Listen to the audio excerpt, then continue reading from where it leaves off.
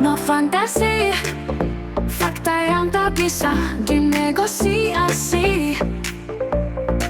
Ide dan gagasan, temuan dan analisa hanya untuk Indonesia.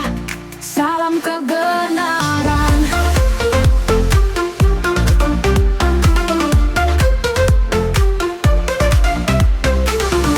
Bismillahirrahmanirrahim. Assalamualaikum warahmatullahi wabarakatuh. Sahabat Dr. Tifa, dimanapun Anda berada, jumpa kembali dengan channel yang mengantar Anda memasuki peradaban baru manusia dan insya Allah membekali Anda dengan keimanan, kecerdasan, dan kebenaran. Amin. Sahabat Dr. Tifa semuanya, hari ini saya akan mengajak Anda untuk membahas kehancuran Sritex, kehancuran industri Indonesia. Apakah ini bagian dari rencana global? Tutupnya PT Sri Rezeki Isman Tbk, Sritex, salah satu raksasa industri tekstil Indonesia, bukan sekedar kisah bangkrutnya sebuah perusahaan. Ada banyak aspek yang bisa digali dari peristiwa ini, terutama dari sudut pandang ekonomi, industri, geopolitik, hingga perubahan peradaban. Sritex ini simbol kejayaan industri tekstil nasional selama puluhan tahun. Sehingga ketika bangkrut, kebangkrutannya menandakan ada sesuatu yang fundamental sedang terjadi di sektor ini. Saya coba bedah beberapa faktor penyebabnya. Pertama, terjadi serbuan produk impor murah kan selama beberapa tahun terakhir ini, terutama dari China, dan Vietnam. Dan yang harganya itu benar-benar sangat murah gitu kan. Terus ya sepertinya nggak ada proteksi negara terhadap banjirnya impor produk tekstil tersebut. Regulasinya nggak ada, nggak mendukung industri lokal yang membuat produsen dalam negeri pada jatuh berantakan bergelimpangan kan. Kalah saing dengan barang impor. Kemudian biaya produksi kan memang tinggi. Kenapa? Kenaikan harga bahan baku, listrik, upah tenaga kerja yang tidak kompetitif dibandingkan dengan negara-negara lain membuat Sritex kesulitan bersaing. Kemudian pasca pandemi memang sampai dengan hari ini daya beli masyarakat sangat menurun. Tahu nggak, sahabat Duta Tifa? 55% golongan status ekonomi menengah itu sudah jatuh terjerembab dalam kemiskinan. Dan itu membawa penurunan daya beli masyarakat yang sangat luar biasa. Ini efek pandemi sekaligus krisis ekonomi global yang terjadi setelah pandemi sampai dengan hari ini belum selesai juga. Maka jika tidak ada perubahan kebijakan, peristiwa ini bisa menjadi sinyal kemunduran lebih lanjut bagi industri tekstil di Indonesia dan bukan cuma industri tekstil. Coba kita lihat ya. Apalagi kalau ada faktor geopolitik, efek perang dagang dan globalisasi. Karena sekarang ini kan China ini benar-benar mendominasi dalam segala industri, dalam segala rantai pasokan global. Banyak negara termasuk Indonesia juga mulai tergantung pada tekstil murah dari China. Sementara produksi dalam negeri makin melemah seperti sekarang kan. Dan ini kan ada kaitannya juga dengan perang dagang US dengan China. Kebijakan proteksionisme US terhadap China ini kan mempengaruhi aliran investasi dan perdagangan global. Dan ini yang membuat industri Indonesia menjadi gulung tikar. Kemudian dari sisi ada memang perubahan tren fashion global ya. Jadi fast fashion tuh, fast fashion. Jadi fashion yang murah, cepat berubah ya, dan ini disebabkan juga karena digitalisasi industri tekstil menyebabkan pergeseran model bisnis. Maka industri-industri tekstil yang tua seperti Sritex ini kan jadi gagal beradaptasi, apalagi kalau kita bicara industri 4.0 gitu ya. Eranya tuh serba otomatisasi, digitalisasi. Ini Sritex bagaimana metode produksinya kan? Mereka masih menggunakan metode produksi tradisional. Sementara kompetitor dari luar negeri sudah mengadopsi teknologi yang lebih efisien. Nah, ini kan tantangan-tantangan seperti ini yang membuat perusahaan tekstil tradisional seperti Tritex tidak akan bisa bersaing. Karena apa? Perusahaan tekstil modern dari China dari mana-mana sudah melakukan adaptasi teknologi dan inovasi. Mereka menggunakan Internet of Things, mereka menggunakan AI, mereka menggunakan sistem produksi otomatis, ya. Kemudian bisnis modelnya mereka pakai e-commerce, ya, karena pergeseran industri kan sekarang berbasis digital. Ini menyebabkan perubahan pola konsumsi kan yang tidak diantisipasi dengan baik. China sudah menyiapkan e-commerce yang dengan Shopee besar-besaran, dengan Alibaba. Sementara Indonesia nggak bisa masuk ke situ. Nah, jadi ini sebenarnya kejatuhan Sritek ini bukan sekedar kejatuhan Sritek ya, sahabat Ototiva semuanya. Ini cerminan ekonomi Indonesia. Perusahaan sebesar Sritek aja bangkrut loh. Kan berarti ada yang nggak beres banget dalam ekonomi Indonesia kan? Apakah terlalu banyak utang nih korporasi-korporasi lokal Indonesia atau dipaksa berutang? Jadi perusahaan di Indonesia ini yang perusahaan yang besar-besar itu ternyata mereka melakukan zombie gitu. Jadi masuk fase zombie. Mereka bertahan dengan utang besar. Tapi nggak ada perkembangan sama sekali. Itu yang terjadi sama Sirtex. Bayangin utangnya sampai 21 triliun. Artinya kan udah lama nih perusahaan ini nggak punya untung. Dan dia mengandalkan kehidupannya dari utang yang terus bergulir, terus bergulir. Habis itu juga beberapa bahan bakunya juga kan impor juga. Sementara impor nggak ngasih bahan baku, ngasihnya bahan jadi. Gimana gitu. Dan ya pemerintah kemana ya? Kita sudah tahu pemerintah itu kemana. Yang 10 tahun kemarin. Yang bikin Sritek bangkrut itu kan pemerintah yang kemarin. Kebijakan pemerintah yang kemarin kan. Nah, kalau seandainya ini adalah sebuah cerminan dari kondisi ekonomi di Indonesia, berapa banyak PHK massal yang bakal terjadi? Sritek aja udah nyumbang 40.000 pekerja di PHK massal. Dan itu udah nggak mungkin lagi terserap di tempat mana. Karena industri yang lain juga pada PHK, pada bangkrut. Dan ini kalau terus-menerus terjadi, dampaknya itu pada stabilitas sosial. Aduh, pokoknya ngeri banget ya. Bahkan sampai ancaman deindustrialisasi nih. Jangan-jangan industri-industri manufacture di Indonesia pada bergelimpangan, pada bangkrut, sehingga akhirnya kita Indonesia tuh nggak lagi jadi negara produsen, tapi jadi negara konsumen. Kita nih nggak bisa lagi ya memasukkan faktor pemerintah tuh nggak bisa lagi. Karena jangan-jangan pemerintah ini bersama dengan kekuatan tersembunyi itu yang memang menjadi bagian dari skenario global, skenario yang lebih besar. Jadi ada sebuah restrukturisasi di tingkat transnasional, di tingkat global. Ada penggeseran industri ke negara-negara ini dan itu gitu loh. Dan Indonesia ini nggak diplot sebagai negara industri, enggak, tapi sebagai negara konsumen. Coba ya sekarang kita analisis secara lebih meluas dan lebih mendalam. Sebenarnya Sritek ini simbol kemunduran atau sebenarnya adalah sebuah skenario yang disengaja.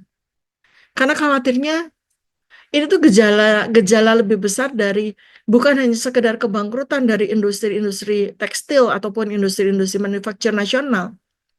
Tapi ini kok tampaknya ada pergeseran struktur ekonomi ya, yang sifatnya itu lebih mengglobal gitu loh.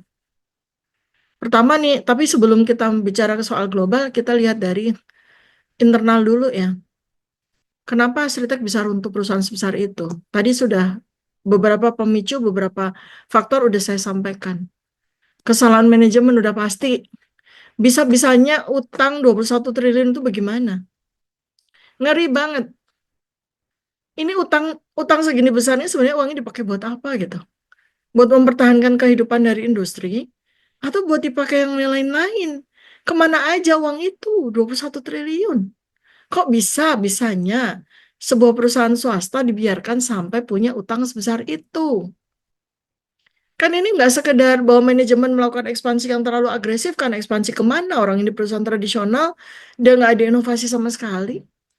Atau apa ini? Diversifikasi bisnis mengalami kesalahan investasi. Berarti ada potensi fraud ini, ya kan? Internal dari perusahaan atau ada campur tangan dari pihak di luar perusahaan nih, ya kan? Ini kan udah masuk skema zombie nih kalau perusahaan kok utang sampai 21 triliun. Sementara keuntungannya nggak ada. Berarti ini bisnisnya tetap beroperasi, bisa bayar karyawan, bisa ya bisa muter begitu ya. Tetapi muternya itu tergantung sama utang bayu, untuk utang-utang baru untuk membayar utang lama kan ceritanya begitu. Masuk skema zombie gitu ya. Aduh ngeri banget. Nah sekarang seandainya kita coba dalami faktor eksternal. Apakah ada kesan memang terjadi sebuah rekayasa global nih? Karena kan sekarang ini produk Cina ya, produk China dan Vietnam itu kan invasinya luar biasa. Pasar Tanah Abang itu sebagai sentra tekstil Indonesia, isinya itu produk China semua. Mana ada produk lokal gitu masuk ke situ, enggak? Batik-batik China, gamis-gamis China. Coba. China tuh gimana tuh? Sekarang apalagi Vietnam tuh menjadi raksasa baru di ASEAN. Mereka itu sangat didukung pemerintah. Insentif pajak, subsidi ekspor, upah buruh bisa murah, efisiensi produksi. Kemudian mereka juga sudah menyerap teknologi-teknologi tinggi dalam produksi ya. Nah Indonesia nggak punya kebijakan proteksi yang seperti ini. Ya udah, industri lokal ya mati pelan-pelan satu demi satu.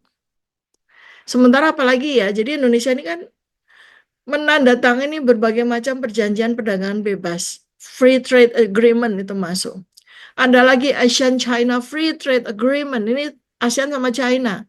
Ada lagi Regional Comprehensive Economic Partnership RCEP. Pokoknya semua tanda tangan. Akhirnya kita yang terjebak semuanya nih. Padahal perjanjian-perjanjian tersebut termasuk FTA itu kan sering dipromosikan sebagai cara untuk membuka pasar ekspor. Tapi nyatanya Indonesia lebih banyak menjadi pasar konsumsi dibanding produksi kan? Jadi ini kok kayaknya sounds ada permainan geopolitik yang mengarahkan Indonesia untuk menjadi negara konsumtif alih-alih industri ya. Apakah ini bagian dari skenario besar? Hidden agenda global? Apakah ini adalah sebuah deindustrialisasi yang terencana sejak zaman dulu 20 tahun yang lalu mungkin dan tambah berkembang deindustrialisasinya sejak tahun-tahun terakhir ini? Karena kan Sirtek bukan kasus pertama ya. Ada industri baja Krakatau Steel mengalami masalah besar. Sebelumnya juga pabrik-pabrik garment di Jawa Barat, Jawa Timur, Jawa Tengah tutup massal. Kemudian beberapa sektor manufaktur lain selain tekstil juga udah menyusut, udah pada bangkrut. Dan ini sangat mempengaruhi sangat mempengaruhi pada kontribusi PDB ya. Kayaknya kok ada kekuatan tersembunyi ya mendorong Indonesia nih menjadi berubah gitu dari negara produsen menjadi negara konsumen. Dan karena pabrik-pabrik ini, industri-industri ini ada di Jawa, kita boleh dong mengkaitkan apakah ini bagian dari strategi pengosongan Jawa dengan menghancurkan industri-industri lokal nih.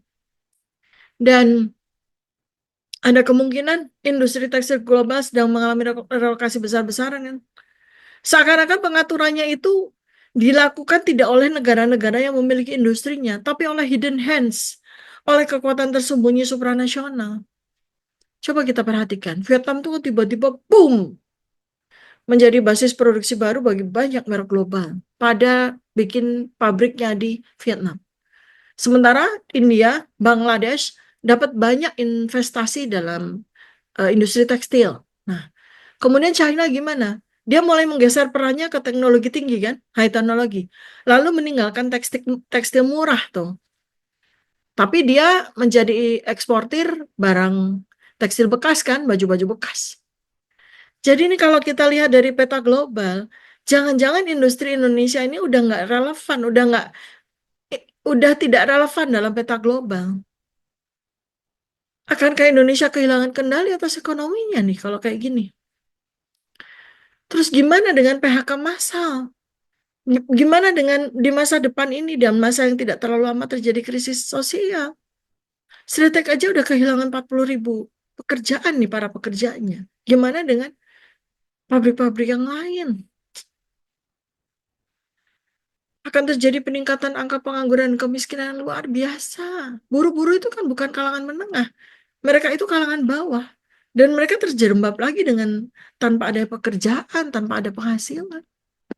Terus di sisi lain, industri. Karena industri-industri tekstil dalam negeri itu sudah bergelimpangan bangkrut, akhirnya apa yang terjadi?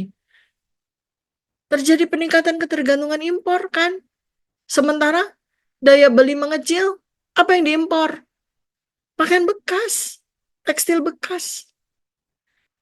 Aduh, ini nih kalau industri-industri ini nggak ada perlawanan, digerus begitu aja oleh kekuatan hidden agenda, kekuatan tersembunyi global.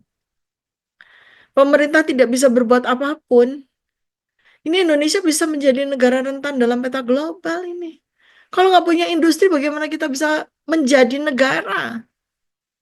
Dan akhirnya nanti ekonomi akan dikendalikan oleh pihak lain. Aduh, pokoknya serba adu nih ini. Jadi ini apa sebenarnya yang terjadi?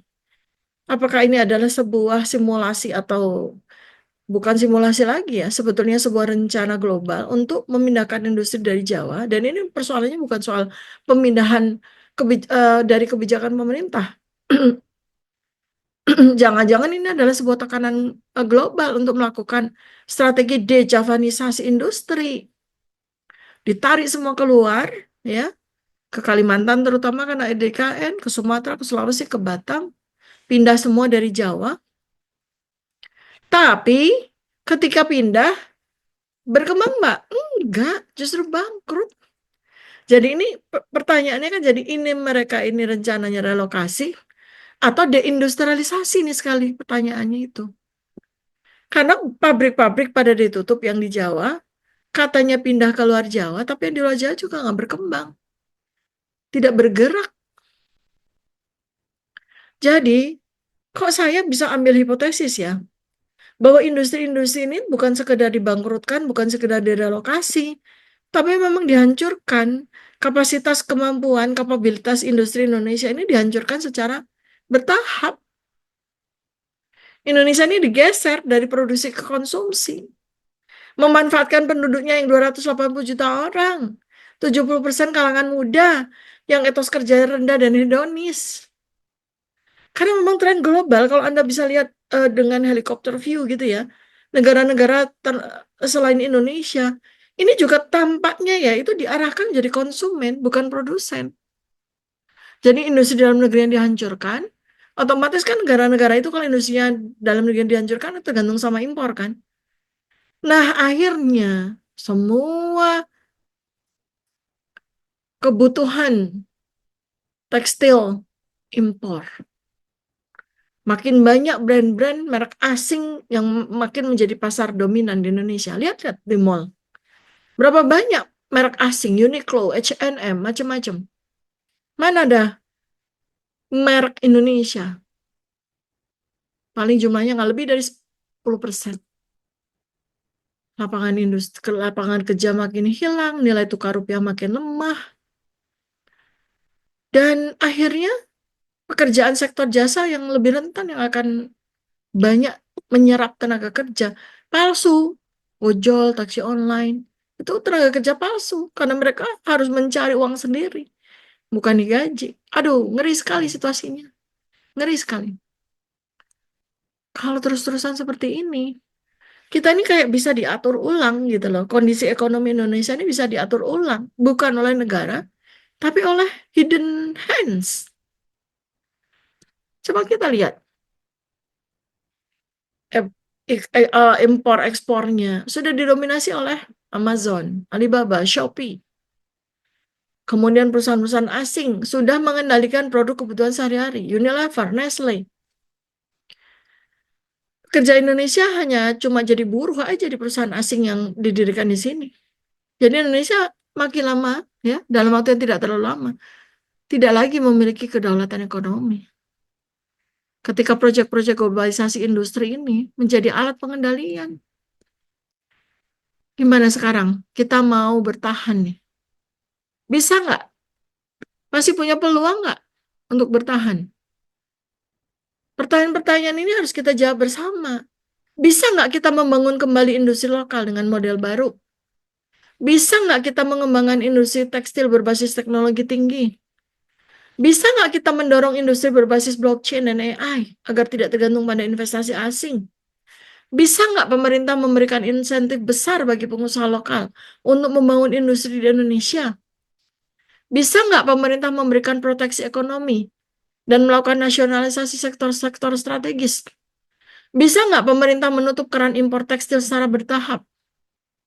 Bisa nggak pemerintah memberikan subsidi dan dukungan kepada industri lokal? Bisa nggak pemerintah mensupport pengembangan strategi ekonomi mandiri yang berbasis sumber daya dalam negeri? Bisa nggak pemerintah menghadapi agenda global dengan konsep-konsep yang inovatif dan alternatif? Indonesia ini dengan kekayaan penduduknya sebetulnya harus memimpin industri, bukan mengikuti sistem kapitalisme global. Kita tuh seharusnya bisa dengan kekuatan kita sendiri mengembangkan ekosistem ekonomi digital yang berbasis kedaulatan nasional, bukan dikendalikan oleh kekuatan global. Kita tuh bisa menyiapkan model negara partisipatif karena kita punya angkatan milenial zilenial tuh 70%. Yang mereka tuh bisa menyaingi hegemoni korporasi global asal kepentingan-kepentingan mereka dalam mengembangkan bisnis, mengembangkan industri itu dipenuhi oleh pemerintah. Di akhir video ini saya sampaikan ya, take home message buat kita semua merenung, dan setelah merenung kita tuh bangun. Kalau industri lokal mati, siapa yang akan menguasai pasar? Bukan rakyat Indonesia, tapi korporasi global. Indonesia tidak lagi memproduksi, kita dipaksa mengkonsumsi pakaian, bahkan sampai pakaian bekas, bahan pangan, produksi rumah tangga, semuanya dari luar negeri. Dan ketika kita hanya menjadi pasar, maka siapa yang menjadi tuan? Kita atau mereka? Ini bukan lagi agenda tersembunyi. Ini adalah strategi globalisasi untuk mengendalikan ekonomi Indonesia. Sekarang bagaimana kita bisa bangun kembali industri lokal? Itu pertanyaan kita. Kita udah tahu pemerintah bagaimana. Jadi kita harus tidak boleh membiarkan Indonesia hanya jadi pasar bagi produk asing. Indonesia harus bisa kita jadikan mandiri. Ayo, kita urun rembuk, sampaikan komentar yang keren dan cerdas, sebarkan video ini, bangkitkan kesadaran. Jangan biarkan bangsa kita dijajah oleh kekuatan global. Jangan lupa sebarkan video ini. Silakan like, subscribe, dan share agar banyak orang tergugah kesadaran dan kecerdasannya. Sampai jumpa di video berikutnya. Assalamualaikum warahmatullahi wabarakatuh. Salam kebenaran.